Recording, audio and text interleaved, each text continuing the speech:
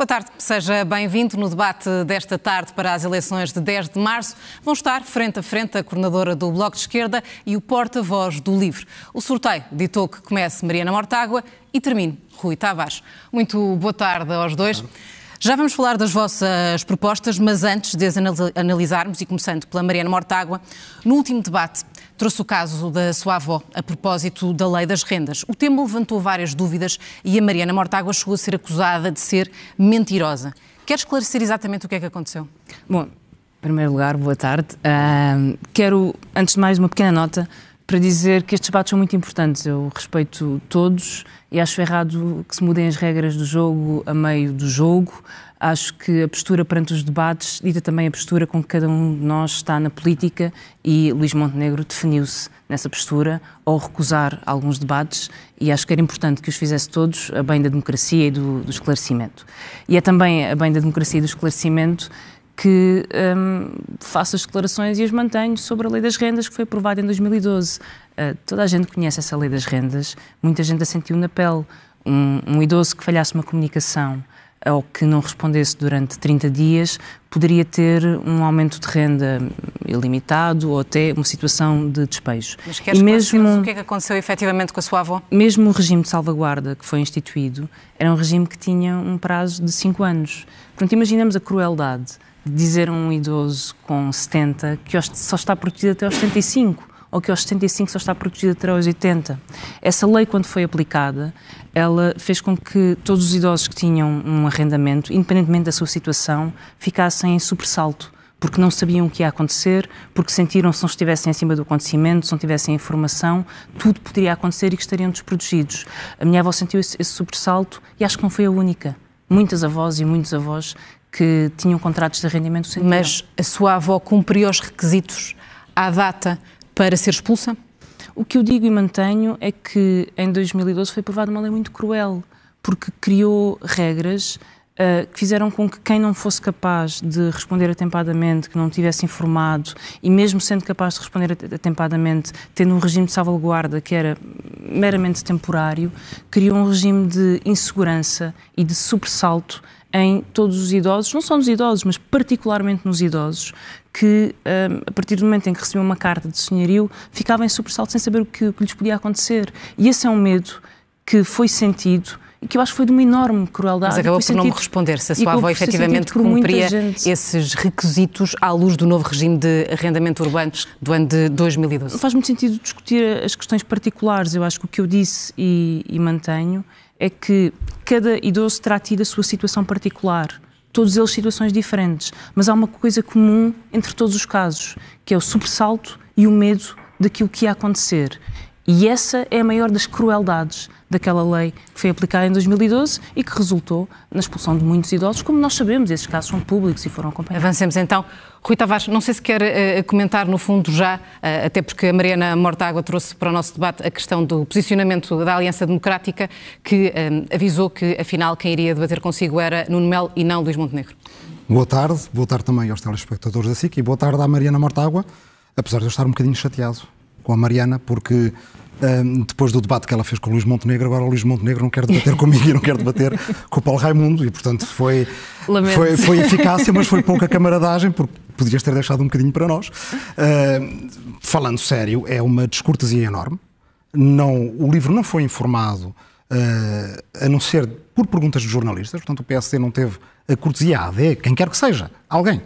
Um dos 3 líderes da coligação, a cortesia de falar diretamente, não sei se com o PCP, com a CDU, mas não com o LIVRE certamente. É uma diferença de tratamento que para alguém que quer ser primeiro-ministro me parece especialmente grave. Então como é que vai fazer nos debates quinzenais na Assembleia da República? Vai só responder a uns partidos e a outros manda responder a um ministro ou a um secretário de Estado? Não, quem quer ser primeiro-ministro tem que debater com todos os partidos que estão na Assembleia da República presente, até porque ainda há outra coisa. Esta lei, tal como ela existe, ela foi redigida no tempo em que Luís Montenegro era líder parlamentar do PSD e ele estava na Assembleia da República. E, portanto, foi o PSD e o CDS, entre outros partidos, que determinaram que a cobertura nas campanhas eleitorais e que os debates que precediam eleições deveriam contar com todos os partidos com representação parlamentar. Não foi o LIVRE, aliás, o LIVRE na altura protestou contra essa lei. Foi o PSD que a escreveu e, portanto, está a faltar uma lei que está escrita. Mas ainda há outro aspecto que me parece mais inquietante. Luís Montenegro deixou, pelos vistos, que durante semanas toda a gente presumisse que todos os debates eram com ele. Saíram matérias na imprensa, fizeram-se calendários, todas as pessoas que conhecem os grafismos têm o nome das pessoas que participam nos debates. E, portanto, ele deixou que tacitamente as pessoas assumissem que um sim era um sim. E isto é muito grave com o Luís Montenegro, porque ele ao mesmo tempo está-nos a dizer que um não é um não. Que o seu não ao Chega é mesmo um não. Agora, o que eu quero saber é se esse não dele vale tanto como o sim que valia para estes debates. Eu espero que ele recue, até porque um debate que corra mal é sempre melhor do que um debate ao qual não se foi, e devo dizer que lá estarei, frente a Nuno Melo, frente a Gonçalo da Câmara Pereira, se quiserem enviar também, mas espero que Luís Montenegro não cometa esse erro de não comparecer ao debate. Avancemos então para as vossas propostas. O Bloco de Esquerda e o LIVRE disputam mais ou menos o mesmo eleitorado e estão os dois disponíveis para fazerem parte de uma eventual solução de governo liderada pelo Partido Socialista. A minha pergunta, e começando pela Mariana, é: o que é que verdadeiramente vos distingue, Mariana Mortágua? Bom, temos um acordo sobre os nãos de Luís Montenegro, isso certamente, e sobre a sua validade. Eu acho que o Bloco e o LIVRE têm objetivos comuns: derrotar a direita e conseguir uma maioria que vira páginas políticas da maioria absoluta, que encontre soluções para os principais problemas do país: saúde, habitação, educação. Há objetivos que temos que de facto são pouco falados, eu concordo. O Rui disse isso num debate ontem mesmo. A investigação, a educação, o clima são temas centrais e que os nossos programas desenvolvem e que não têm sido centrais nos debates, e temos certamente diagnósticos comuns para os principais problemas, entre eles para o problema da habitação. O que não quer dizer aspectos que vos distinguem, a minha questão, e era precisamente aí que eu ia chegar. Temos um diagnóstico comum, que é a pressão de luxo sobre o mercado imobiliário, sobre as cidades. O Rui falava ontem sobre Portugal estar no topo dos países que são procurados por milionários a nível mundial, e falava dos mega milionários de Dubai. Eu não podia estar mais de acordo, e por isso defendo que se proíba a venda de casas no centro das cidades, as zonas pressionadas, a não residentes. Ou seja, a venda de casas é para quem quer viver independente da sua nacionalidade e não para quem quer uma casa, uma segunda casa, uma casa para passar meia dúzia de meses durante as férias. Na altura, o Rui fez-me uma acusação de demagogia nacionalista, de abrir as portas à demagogia nacionalista. Eu acho que essa acusação não faz sentido, porque esta é, na verdade, a única proposta que consegue impedir essa procura ilimitada de milionários sobre o mercado da habitação, que está a fazer subir os preços, como diz o Banco de Portugal, que os preços em média são 95% superiores entre as ações de não residentes, ou como o INE diz no último boletim. Até porque sabemos que, enquanto nós não estancarmos esta procura milionária externa, que não procura Portugal para viver, mas para especular ou para passar meia dúzia de meses por ano, é muito difícil que as outras medidas façam sentido, porque há sempre uma procura limitada por casas e por construção de luxo e por mercado de luxo que está a inflacionar o preço das casas. Rui Tavares, para além desta demagogia nacionalista, e estou a citá-lo, usando as palavras da Mariana Mortágua, o que é que verdadeiramente distingue o LIVRE, o projeto do LIVRE, do projeto que o Bloco de Esquerda oferece aos portugueses? Bem, é uma citação em segunda mão, mas vamos lá. Eu não acho que a gente esteja a disputar eleitorados de esquerda, como dizia a peça antes do debate. Acho que se estivéssemos a disputar eleitorado, claro, acolhemos todos os partidos, acolhem todos os votos que vierem, venham de onde vêm. E que todos os partidos querem ter sempre mais votos, mais deputados, mais capacidade de representação. Mas acho que para o nosso país seria bem insuficiente, bem mau, se os partidos de esquerda estivessem só a disputar eleitorado uns aos outros, porque, segundo as sondagens, neste momento, a esquerda precisa de ganhar terreno e, portanto, é o terreno que ontem, no debate que tivemos com o Rui Rocha, creio que fizemos por ganhar. No debate que a Mariana Mortágua fez com o Luís Montenegro, que o Bloco fez por ganhar. Toda a esquerda precisa de crescer. E, portanto, aqui acho que há para uma governação que seja de progresso e de ecologia, que tenha um programa mais congruente e coerente do que tem o da direita, porque nós, na verdade, entre o que o Chega diz sobre... bem, enfim, o que quer que seja que o Chega tenha que dizer naquele momento para atingir o poder, que é a única coisa que lhes interessa. E o que a Iniciativa Liberal diz nas suas opções ideológicas, e depois o PSD, não há congruência nenhuma. Ou seja, nesta altura, Rui Tavares, não convém assinalar as vossas divergências, porque algumas existem. Não, nós sabemos de onde viemos e sabemos que temos objetivos comuns. Agora, claro que há diferenças em relação a temas que são bem conhecidos, a Europa é um deles. Há diferenças também em relação a famílias políticas que representamos. O LIVRE é um membro de pleno direito do Partido Verde Europeu e, portanto, é uma família política afim, progressista, mas não exatamente a mesma do Bloco de Esquerda. E há diferenças também em relação ao método e à maneira como fazemos as coisas. Eu acho que, por exemplo, em relação a este tema, porque é que o LIVRE acredita que uma abordagem proibicionista não é a melhor num diagnóstico que é comum? É verdade que este excesso súbito de procura em Portugal fez subir o preço das casas todas. Mesmo que no mercado global haja apenas uma parte ínfima desse mercado que procura casas em Portugal. Mas acontece que se a Iniciativa Liberal aqui há uns anos falava de 100 mil e agora fala de 250 mil casas, isto é 0,01% do mercado que num instante abarbataria essas casas em Portugal, comprando-as ainda por cima a 2 milhões de euros, 3 milhões de euros. Começa a ser banal isto. E, portanto, isto faz subir casas que ainda há uns anos se vendiam por 500 mil e nós achávamos caras e que agora estão inacessíveis aos portugueses. Eu creio que proibir a venda a não residentes tem um problema de direito europeu. É verdade que a Dinamarca o faz, mas a Dinamarca tem derrogações especiais porque não faz parte do espaço de liberdade, segurança e justiça da União Europeia. Há aí um problema que não sei se foi inteiramente explorado, mas também é verdade que acho que há aqui um erro político. Não uso essa expressão de demagogia nacionalista, isso usei em relação ao Chega, porque, claro, aproveitou para cavalgar a onda de dizer que, bem, para alguma coisa vocês querem fechar as portas. Como é que o LIVRE propõe ajudar a resolver este problema que se está a agravar? E achamos que se fizermos o que nós propomos quanto antes, ainda o podemos resolver a tempo. E que é uma proposta diferente da do Bloco. É uma proposta diferente da do Bloco. É de ter uma sobretaxa do IMT sobre prédios de luxo e que essa sobretaxa que este mercado pode muito bem pagar sirva para um fundo de emergência na habitação para fomentar o mercado nos segmentos de classe média baixa e jovens. Isto é, se chama em linguagem técnica, um imposto pigoviano, ou seja, pretende arrefecer as externalidades negativas de um mercado onde não há propriamente uma atividade ilegítima. Não é ilegítimo uma pessoa querer viver em Portugal, não é ilegítimo que Portugal seja atrativo para estas pessoas, mas nós podemos aumentar os impostos de forma a que seja menos atrativo e que, se este mercado, que parece ser tão insensível ao preço, continua a comprar mesmo com uma sobretaxa no IMT, ao menos isso serve para ajudarmos quem neste momento está sob a pressão de perder as suas casas. E devo dizer que de facto essa é muito sentida. Quer dizer, hoje eu sei que é dia 8, é dia de pagar rendas. Sei quando falar com a minha mãe a seguir este debate, é uma coisa que ela me vai Temos de passar à Mariana para responder precisamente a esta questão. Porque é que o Bloco de Esquerda insiste numa taxa que... uma proibição, na verdade. Uma proibição que o Rui Tavares diz que é ilegal no ponto de vista do direito europeu. Na verdade, acho que o Rui acaba por dar a resposta à própria questão que coloca. Há países da União Europeia que têm esta medida. Mas é preciso mudar os tratados. Malta e Dinamarca têm interrogações para esta medida e é óbvio, quando estamos perante uma crise destas dimensões, há políticas que têm que se adaptar à emergência do momento, têm que se adaptar à urgência do momento.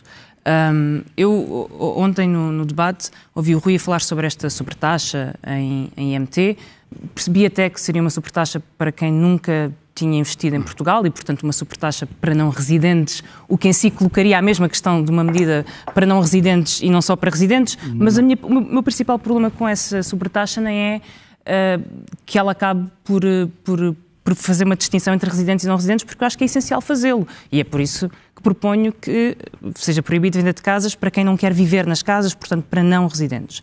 O que me parece é que uma sobretaxa não resolve o problema, porque um multimilionário de Dubai paga com felicidade uma sobretaxa do IMT para continuar a ter a casa, porque é por isso que essa procura é ilimitada, porque ela é ilimitada no seu valor, 2, 3, 4 milhões, seja o que for, este mercado é sempre possível para multimilionários desta dimensão. E depois há uma outra questão, que é um efeito perverso da receita de IMT. A receita de IMT é uma receita municipal que vai diretamente para o município que tem as casas mais caras, portanto cria um incentivo perverso às casas mais caras.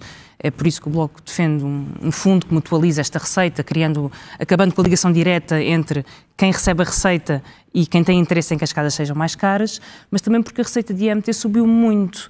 A receita de IMT subiu 73% nos últimos 2 anos. Nós não temos um problema de receita de IMT. Ela tem subido muito, passou de 392 milhões de euros em 2012 para 1.700 milhões em 2022. Portanto, não só esta taxa não resolve o problema do acesso do multimilionário ao mercado de luxo, como cria um incentivo perverso entre os municípios que têm casas mais caras e mais receita de IMT, como na verdade a receita de IMT já é gigantesca para a natureza do seu imposto e os ganhos que nós temos de limitar a procura milionária são a única forma até de podermos ter outras limitações no mercado como nós queremos, porque o Rui também defende isso, o LIVRE também defende isso, nomeadamente limites às rendas. Vamos passar a outro tema, temos de falar de jovens e de esperança ou da falta dela. Rui Tavares, Portugal tem hoje a taxa de imigração mais alta da Europa e uma das maiores do mundo. Quase 1 em cada 3 jovens nascidos em Portugal emigraram, sendo que este último ano de 2023 foi o ano com mais saídas. A resposta também passará por fazer o país crescer, porque, obviamente, que estes jovens reivindicam melhores condições de vida e melhores salários. De forma sustentada e robusta, como é que pomos e quais é que são as soluções do LIVRE para colocar Portugal na rota do crescimento?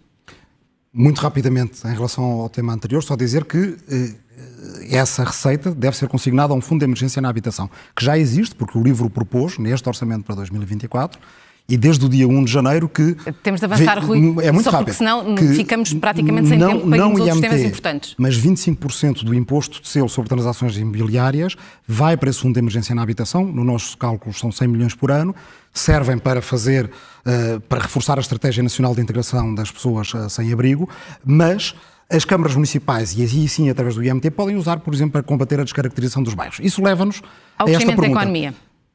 O crescimento da economia por si só, se não for aliado a uma melhoria da qualidade de vida, a uma sustentabilidade do nosso país e a podermos, com o dinamismo que alguns têm e a quem devemos dar asas, assegurar a dignidade de todos, é um crescimento apenas pelo crescimento. E esse nós achamos que não é interessante. O que nós sabemos é que os jovens que saem de Portugal, eles saem menos do que saíram no tempo da Troika, também é preciso que se diga, e a direita nunca o diz. E saem. Ainda que neste último ano batemos um número recorde, em 2023. Saíam muito mais durante o tempo da Troika. A imigração portuguesa, emigração e reemigração, gente que já tinha estado lá fora, que voltou, às vezes aposentada e que depois voltou a sair, no tempo da Troika teve, quer dizer, a níveis que só comparáveis com os do tempo da Guerra Colonial. Mas é algo que ainda se mantém. A verdade é essa, e há cada vez mais jovens a quererem sair. A minha pergunta era muito concreta. Soluções para pôr o país a crescer que devolvam, que no fundo deem perspectivas aos jovens de terem melhores salários e melhores condições de vida. Temos que entender o porquê. Um deles é evidente, os melhores salários. Nós vivemos num espaço de liberdade de circulação na União Europeia do qual nós somos adeptos e que permite aos jovens que não tenham que esperar porque os políticos do nosso país venham paulatinamente a fazer convergir o país com a média da União Europeia. Eles podem, mudando de país na União Europeia, passar para a vanguarda da União Europeia. E, portanto, Portugal tem que sair do paradigma em que jogar para o empate era bom, é da anterior geração de políticos em Portugal, e temos que passar, nesta nova geração que existe hoje em dia, para um paradigma no qual Portugal pode estar na vanguarda da União Europeia em vários setores. São na transição energética, na ecologia, na defesa da biodiversidade, no restauro da natureza, na educação, na ciência, na construção em Portugal daquilo que pode ser uma plataforma para uma elite de serviço europeia e atlântica que sim paga bem, salários mais altos, mas não só. As pessoas vão à procura de qualidade de vida e, portanto, excelentes serviços públicos. Acho que à esquerda estamos de acordo que não devemos recuar 1 milímetro no Estado Social e devemos inovar no Estado Social. Espero que venhamos a falar disso. E vão à procura de uma coisa também. Sair da ansiedade, da angústia permanente em que os seus pais viveram e os jovens vivem quando estão em Portugal, com o fim do mês, com a privação material, ou seja, portanto, com um objetivo que tem que voltar... A preocupação não é tanto o crescimento em si da economia, mas é tudo o que a nossa preocupação fundamental deve ser erradicar a pobreza como fenómeno estrutural no nosso país. Esse é o grande desígnio de Portugal. Vamos passar a Mariana Mortágua. Soluções para pôr Portugal a crescer de forma mais sustentada? Bom, enfim, isso é a pergunta para deixo ficar aqui o programa eleitoral do Bloco, é algo que é um discurso mais da direita, e a direita muitas vezes acusa os partidos de esquerda de não se preocuparem com o crescimento económico do país. Só que a direita não sabe como é que se faz crescimento económico. A direita acha que se diminui o IRC, a economia cresce e, portanto, está sempre isenta de ter um debate sério sobre quais são as prioridades, que setores é que se desenvolvem, como é que se aumenta salários. É que eu esteja a colocar essa questão a dois representantes da esquerda. Sim, eu só quero complementar uma coisa que o Rui dizia com toda a razão. Durante os 4 anos da Troika, na verdade, saíram mais de 100 mil pessoas do país. Em 2022 eram 60 mil. Sai demasiada gente do país. Só enfermeiros no último ano, mais de 1 milhar, pôs pedidos, 1.700 fizeram pedidos para sair do país, o que quer dizer que Portugal é incapaz de reter gente qualificada e gente que faz falta ao SNS e aos serviços públicos. Como é que isto se combate? Em primeiro lugar, com melhores salários. Os salários não sobem por milagre nem por decreto. O salário mínimo sim, e temos uma convergência sobre o valor até e o percurso para o aumento do salário mínimo.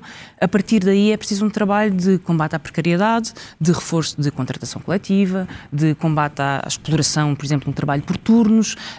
O aumento salarial depende de regras laborais. Quanto mais precariedade há, quanto mais competição, corrida para o fundo há, mais difícil é subir salários. E isso explica porque é que hoje jovens têm um salário de 1.000 euros. É porque, na verdade, as leis o permitem, a economia o permite. A habitação é uma questão essencial. Alguém com 1.000 euros que paga uma renda de 900 não consegue ficar no país. E, portanto, falamos de salários, falamos de habitação, falamos de investimento em áreas cruciais, eu acho que, e de política social direcionada e capaz de resolver o problema da pobreza, como os apoios sociais, aliás, também convergentes. E aqui entramos em mais uma medida que, neste caso, um desacordo, porque já ontem no debate isto foi trazido e o LIVRE tem no seu programa um projeto piloto com vista à implementação faseada do rendimento básico incondicional. Este rendimento básico incondicional, como nós sabemos, ele tem 2 características. Ele é universal e ele é incondicional. E aquilo que percebo e que está escrito no programa do LIVRE é um projeto piloto com vista à implementação, ainda que faseada. Ora, a implementação do RBI, para ser universal como o seu próprio conceito e nome existe, mesmo que se fosse uma prestação de 200 euros por pessoa e para ser universal, estaríamos a falar de 28 mil milhões de euros, que é mais do que são as contribuições para a segurança social ou a política social. Acho que era importante esclarecer esta questão, porque há um conflito à partida entre o rendimento básico universal e o seu custo e os seus gastos para ser universal e incondicional. Eu sei que é um projeto piloto que o LIVRE defende, mas é um projeto piloto com vista à implementação. E acho difícil de compreender porque é que se faz um projeto piloto de uma coisa que não se pretende implementar ou fazer. Podemos passar ao Rui Tavares para responder. E fazendo, tem custos que são incomportáveis com o Estado Social. Eu disse que o ano passado, 2023 tinha sido o ano de recorde e que, na verdade, queria ter dito 2013, fica essa a minha correção. Acho que foi 120 mil pessoas. Ou exatamente. Rui Tavares, de facto foi este um assunto que marcou a candidatura, a sua candidatura há 2 anos, mas pedi então que respondesse à Mariana Mortágua. Mas está esclarecido e já estava esclarecido nessa altura. Porquê é que o LIVRE quer saber mais? Porque o conhecimento em si é um valor. E eu vejo muita gente, à esquerda como à direita, que tem muitas certezas sobre o rendimento básico incondicional. Outros porque acham indesejável, um instrumento que erradicaria a pobreza. Outros, certamente, não é o caso da Mariana, porque têm questões sobre, implementação dele, com que fontes de rendimento, outros ainda porque acham que isto vem destruir certas outras provisões do Estado Social. E, portanto, estamos assim um bocadinho numa discussão que faz lembrar um bocadinho as discussões sobre a gravidade antes do Copérnico. Quer dizer, e o que o LIVRE diz é, experimente-se. 20 a 30 milhões de euros e, portanto, ordens de magnitude abaixo do que aquilo que a Mariana disse, e eu sei que a Mariana frisou que era um projeto piloto, foi o que propusemos no Orçamento de Estado, que pode ser testado em 2 comunidades portuguesas, uma do interior, outra numa área metropolitana, uma numa ilha de um dos nossos arquipélagos ou onde quer que seja, e que nos permite saber o quê?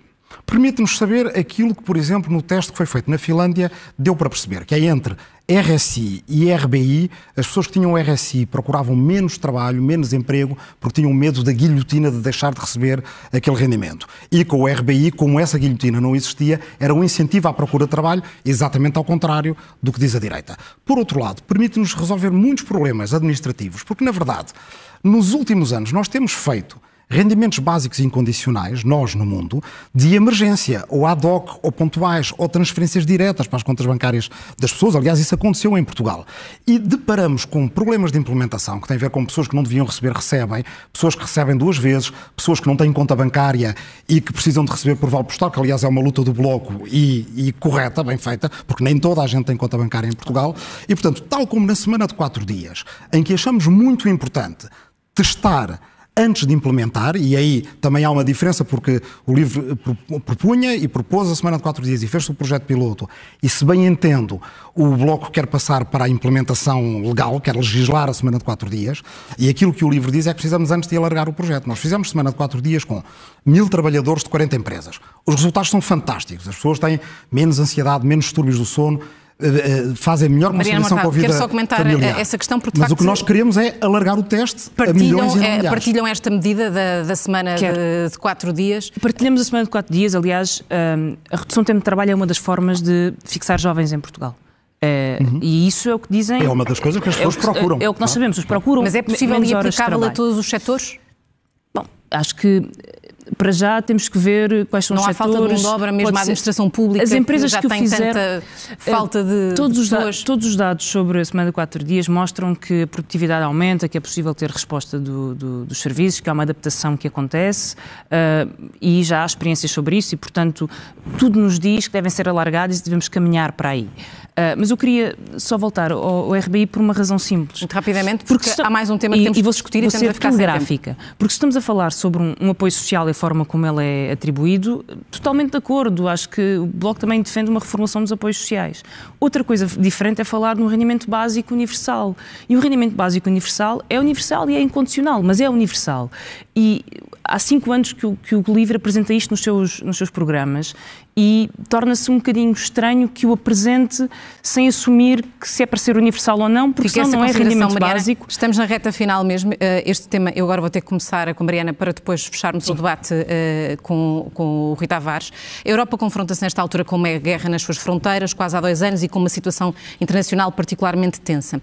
O Bloco de Esquerda está disposto a discutir nos orçamentos um significativo reforço do orçamento da despesa de defesa face às obrigações de Portugal em relação à NATO e também ao risco global de guerra, ou continua a defender a ideia de que Portugal deve sair da NATO porque a Aliança Atlântica, na opinião do Bloco, e agora estou a citar o que diz o seu programa, promove estratégias de tensão em todo o mundo?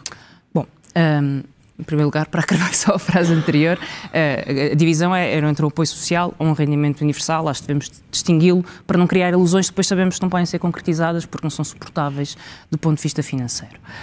Relativamente à NATO, e para não fugir da questão, em primeiro lugar, o Bloco de Esquerda apoia a autodeterminação dos povos, tal como a Constituição o diz, e por isso apoiámos a Ucrânia, o direito à defesa da Ucrânia desde o primeiro momento, e apoiámos o apoio à Ucrânia e o apoio à defesa da Ucrânia, e que isso não esteja em causa. Eu acho que isso nunca foi uma polémica com o Bloco. Relativamente à NATO, sabemos o contexto histórico. A decisão de entrada da NATO foi uma decisão da ditadura portuguesa de Salazar. A Constituição da República Portuguesa, no seu artigo 7º, defende a dissolução dos blocos militares. Neste momento, a NATO Mas é à o que luz do que existe. está a acontecer, não considera que a NATO ganhou uma nova relevância? Não, é óbvio que a NATO, que estava, como dizia o Presidente Macron, em morte cerebral, surge depois da guerra da Ucrânia e da invasão de Putin de uma outra forma. Mas isso não apaga o que diz a Constituição da República Portuguesa, não apaga a posição histórica do Bloco. Mas ainda assim, só para que fique claro, já estamos mesmo na reta final, o Bloco de Esquerda continua a defender a saída de Portugal da NATO? Há pouco a Rosa perguntou-me porque é que eu trazia a Constituição da República Portuguesa, olha para ela. É exatamente por isso, porque é precisamente o que diz a Constituição da República Portuguesa, que aliás há um processo de revisão constitucional em curso, o LIVRE não propôs alterar este artigo que pretende acabar com os blocos militares, e nós queremos trabalhar para a paz, sempre foi essa a nossa posição e continua a ser. Rui Tavares. Bem, concorda com a ideia de que é preciso reforçar a despesa para a defesa? Também vou fazer uma repescagem rápida de uma ideia muito concreta. Sem tempo, Rui, a maneira de alargar a semana de 4 dias é aproveitar em 2026 e 2028 que temos a possibilidade de, apenas com um rearranjo cirúrgico de feriados, ter um trimestre inteiro de semanas de 4 dias, que podem ser para toda a gente que queira voluntariamente tê-las, e aí tirar as nossas conclusões. Bem, a NATO, vamos lá ver o que é que acontece nos Estados Unidos no fim deste ano. Ou seja, ainda é capaz de se autodissolver antes de que façamos outro processo de revisão constitucional. A questão está muito mais na União Europeia, que é fazer o debate muito difícil da construção de uma comunidade europeia de defesa e de utilizar os artigos do Tratado da União Europeia, do Tratado de Lisboa, que já permitem à União Europeia ter políticas de cooperação em matéria de defesa. Porque a União Europeia não é um bloco político-militar, a União Europeia é muito mais do que isso. E o projeto europeu, ele deve avançar para que a Europa tenha autonomia estratégica. E aí, de facto, é que me parece que há aqui uma questão muito importante. Se nós deixarmos o debate da Europa apenas ser feito pelos partidos do centrão, se nós desistirmos da Europa, então aí os Macrons vão dominar. Agora, nós no LIVRE consideramos que a esquerda não pode deixar de ter sobre a Europa uma visão de futuro, da sua democratização, da sua refundação, incluindo nos debates difíceis, e um deles é a Europa tem que ter a sua cooperação em defesa. Acabamos com um acordo. Mariana Mortágua, Rui Tavares, obrigada aos dois.